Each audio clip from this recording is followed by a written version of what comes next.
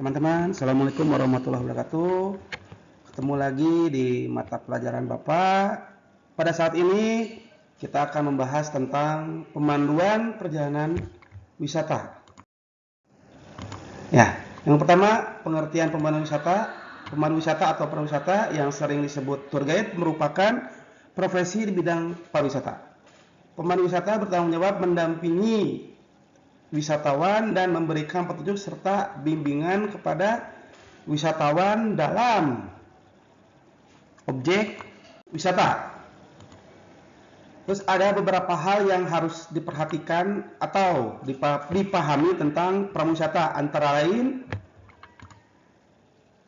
ada yang pertama, penggolongan prawisata. Prawisata dapat dikelompokkan sesuai dengan sudut pandang sebagai berikut. Yang pertama, berdasarkan ruang lingkup kegiatannya. Berdasarkan ruang lingkup kegiatannya, pariwisata itu dibagi menjadi 5. Yang pertama, transfer guide. Transfer guide artinya pariwisata yang kegiatannya menjemput wisatawan di bandara, pelabuhan, stasiun, atau terminal menuju ke hotel atau sebaliknya, yang mengantar wisatawan dari satu hotel ke hotel lain. Itu disebut transfer guide. Transfer itu mencakup dua, transfer in dan transfer out. Yang kedua, walking guide atau tour guide. Tour guide atau walking guide adalah pariwisata yang kegiatannya memandu wisatawan dalam suatu tour, dituntut memiliki pengetahuan luas mengenai sejarah, budaya, seluk-beluk, serta update terbaru dari kota yang dipaparkan atau objek yang dikunjungi. Terus seluas-luasnya pengetahuan TL atau tour guide itu semua hal mereka harus ketahui secara global, yang mungkin makanan khasnya dan sebagainya. Jangan buru-buru mengatakan guide itu bodoh dan tidak bisa mengerti apa-apa. Terus yang ketiga, lokal atau experience guide. Lokal guide adalah pariwisata yang kegiatannya khusus memandu wisatawan pada suatu objek dan transaksi wisata tertentu.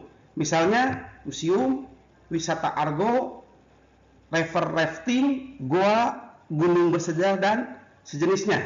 Contohnya kalau di Kabupaten Tasik itu ada Kampung Naga. Kampung Naga itu bisa ada experience guide atau lokal guide yang memandu kita pada Kampung Naga. Yang keempat, common guide. Common guide adalah pariwisata yang dapat melakukan kegiatan baik transfer maupun tour. Jadi kalau yang common guide itu bisa berupa dua-duanya, pemandu dari awal sampai akhir bisa, dan di objek pun bisa. Yang terakhir ada driver guide. Driver guide adalah pengemudi yang sekaligus berperan sebagai prawisata. Ia bertugas mengantarkan wisatawan ke objek atau transaksi wisata yang dikehendaki, sekaligus memberikan informasi yang diperlukan. Misalkan contoh seperti ini. Contoh dari driver guide itu driver atau guide yang membawa hanya segelintir wisatawan, misalkan 4 orang dengan mobil kecil. Oke, lanjut. Tidak seorang pun, tidak jarang lah istilahnya, pula seorang prawisata mengemudi ikut turun ke objek untuk memberikan penjelasan. Itu berarti masuknya ke driver guide. Lanjut lagi, terus ada guide kepemanduan berdasarkan status.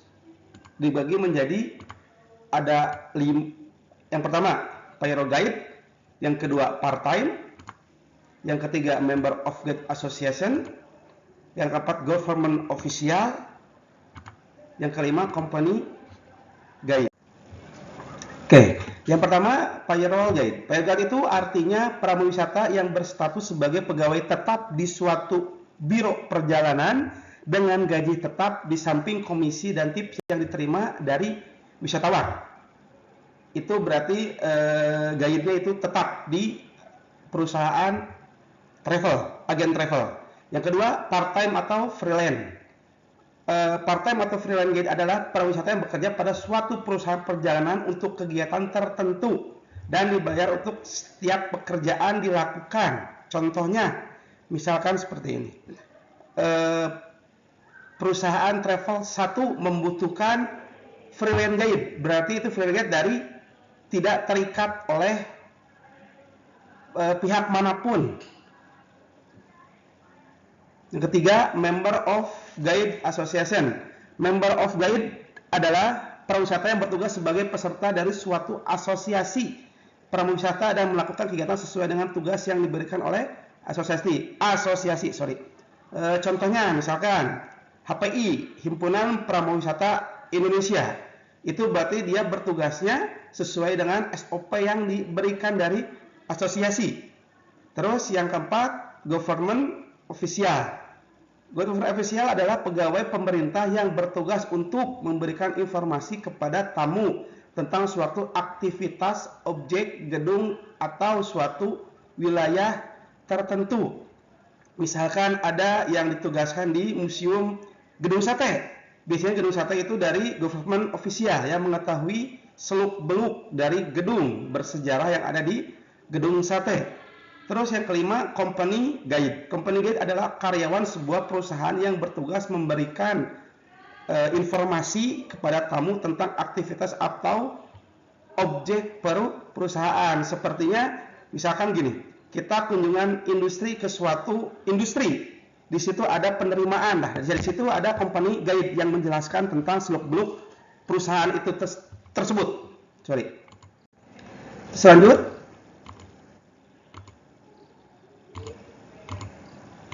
oke, terus yang C-nya berdasarkan karakteristik wisatawan yang kita pandu. Antara lain, 1. Individual tourism guide individual adalah perwisata yang khusus memandu wisatawan individu. Grup, beda lagi. Grup adalah memandu wisatawan rombongan. Yang ketiga, domestic tour guide adalah pariwisata yang memandu wisatawan Nusantara atau domestik. Dan yang keempat,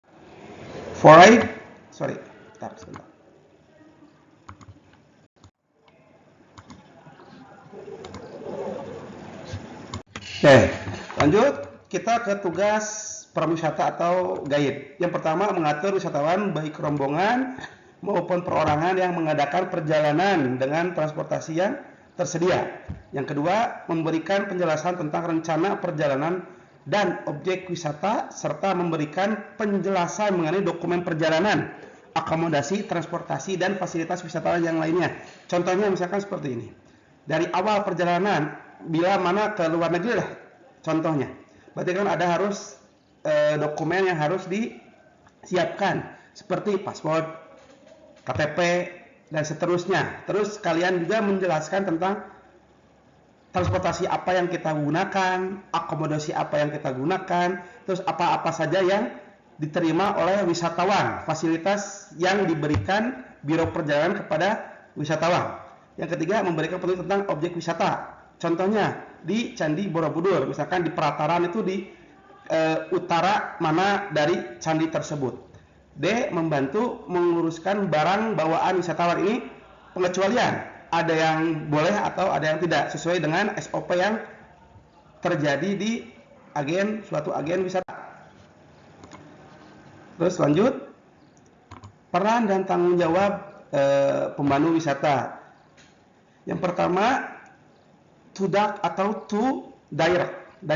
Direct adalah mengatur dan melaksanakan kegiatan perjalanan wisata bagi wisatawan yang ditangani berdasarkan program perjalanannya atau itinerary yang telah ditetapkan.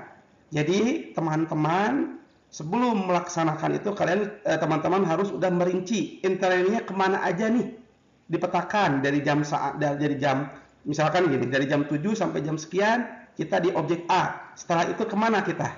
Nah itu nanti masuknya ke itinerary. Yang kedua, to point out, menunjukkan dan mengantar wisata ke objek-objek dan daya tarik wisata yang dikehendaki. Jadi dari objek A ke objek B yang sudah disepakati bersama.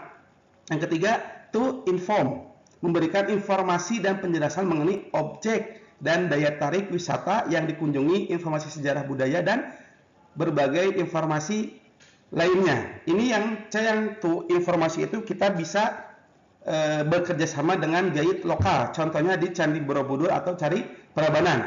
Itu nanti ada pemandu lokalnya yang menjelaskan sejarah, budaya, dan sebagainya. Lanjut. Jadi kode etik itu khususnya buat guide atau prawisata itu ada 10 sesuai dengan HPI, Munas HPI. HPI itu adalah Himpunan Pramuwisata Indonesia. Antara lain, satu, pariwisata harus mampu menciptakan kesan dan penilaian yang baik atas daerah, negara, bangsa, dan kebudayaan, yang berarti membawa nama baik jadi suatu daerah atau negara. Yang kedua, pramuwisata adalah menjalankan tugas harus menguasai diri, senang, segar, rapi, bersih, serta berpenampilan yang menarik. Dalam artian tidak bau badan dan harus memakai parfum atau memakai parfum yang berlebihan, yang bau menyengat. Jadi suatu guide itu harus penampilan harus rapi, berarti uniformnya harus bagus. Ya, berarti groomingnya boleh, misalkan khusus perempuan, guide perempuan berarti harus bermake up diri, tapi dengan yang tidak berlebihan. Yang ketiga, pramuwisata harus mampu menciptakan suasana gembira, sopan menurut kepribadian Indonesia. Misalkan gini, suasana gembira. Bila mana di perjalanan kita kadang-kadang sumpek nih. Ya, betul. Terus pramuwisata itu harus membuat gembira. Bagaimana cara gembira? Berarti dengan kadang-kadang permainan kecil. Karena kita lamanya itu di perjalanan.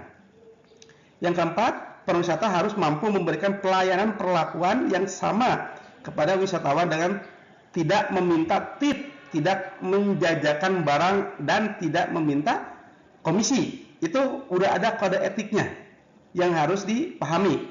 Yang kelima, pariwisata mampu memahami latar belakang asal-usul wisatawannya, serta mengupayakan untuk meyakinkan wisatawan agar mematuhi hukum, peraturan, adat, kebiasaan yang berlaku dan ikut melestarikan objek. Misalkan contohnya, misalkan mematuhi hukum di Baduy. Baduy dalam itu tidak menerima listrik, terus sabun dan sebagainya. Jadi kita harus mematuhi hukum tersebut.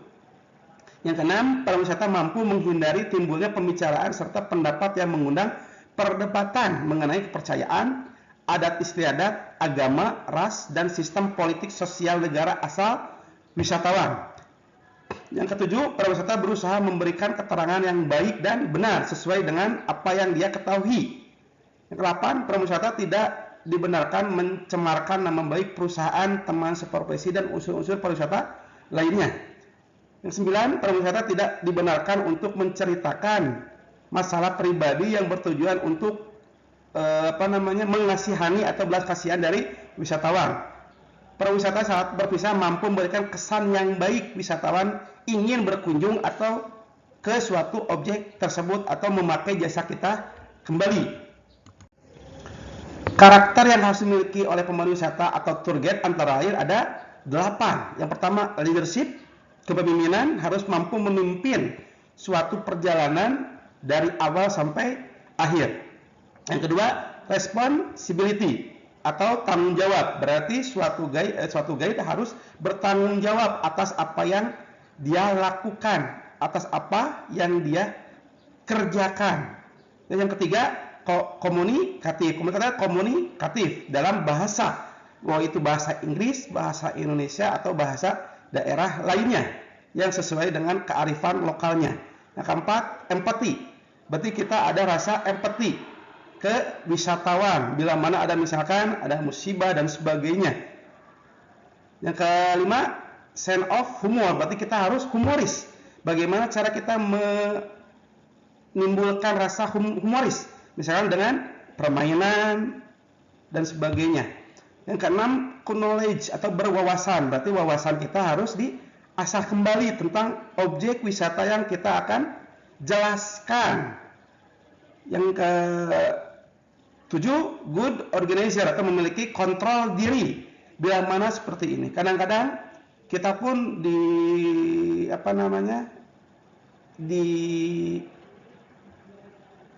diadukan atau dalam keadaan kita capek. Bagaimana kita bisa mengontrol diri kita?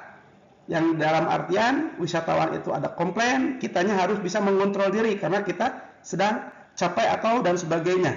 Yang ke-8, flexibility atau fleksibel. Bila mana misalnya fleksibel seperti ini.